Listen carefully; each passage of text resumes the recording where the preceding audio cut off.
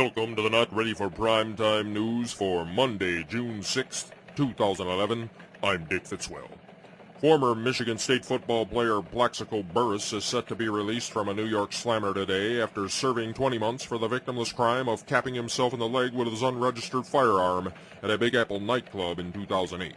Burress will turn 34 in August. He plans to spend time with his family and prepare for a return to the NFL when the current lockout is over.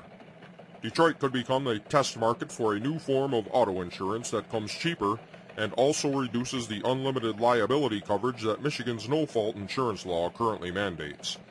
It currently costs up to 3 times as much to insure a car in Detroit than it does for suburban drivers. A bill to implement the program will be introduced in the Michigan House this week and is based on a successful California program which began 11 years ago. The E. coli outbreak continues in Europe, and officials now think the source of the outbreak could be bean sprouts grown on a farm near Hamburg, Germany. The outbreak to date has killed 22 people and sickened over 2,000 more. The austerity war continues in Greece, and World War III preseason action continues to sizzle. For those events, we turn to Lansing and Beyond's chief foreign correspondent, Dmitry Kutyurbolsoff.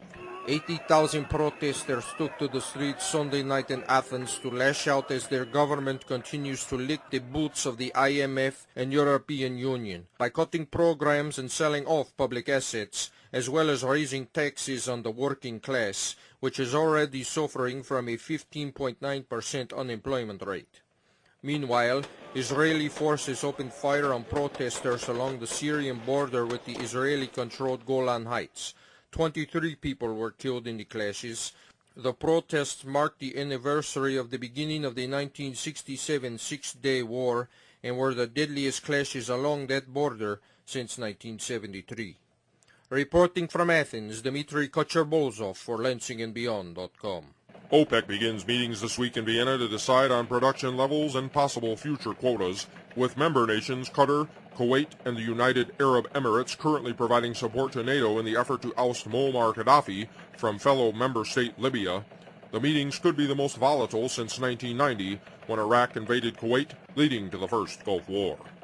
You can see details to these and other related news stories in our updates each day on our website, LansingandBeyond.com.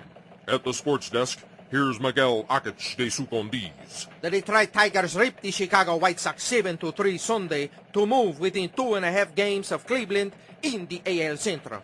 Ryan Rayburn had a grand slam, and starter Brad Penny combined with El Albuquerque, Joaquin Benoit, and Jose Valverde to get the win.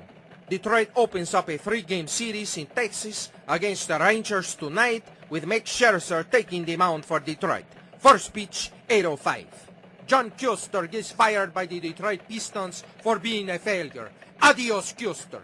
And finally, the Big Ten says they will keep the new football title game in Indianapolis and continue to rotate the basketball championships between Chicago and Indy. That is the sports. I am Miguel Ockitcz. Lansing area weather, chance of thunderstorms with a high of 85. Tonight, dark, thunderstorms possible, low of 51. Tomorrow, find a sidewalk and fry some eggs and bacon, high of 91. For Miguel Ockitcz de Sukondiz and Dmitry Kutyurbolsoff, I'm Dick Fitzwell. Turn off your TV and tune in your brain with the Not Ready for Primetime News anytime at LansingandBeyond.com.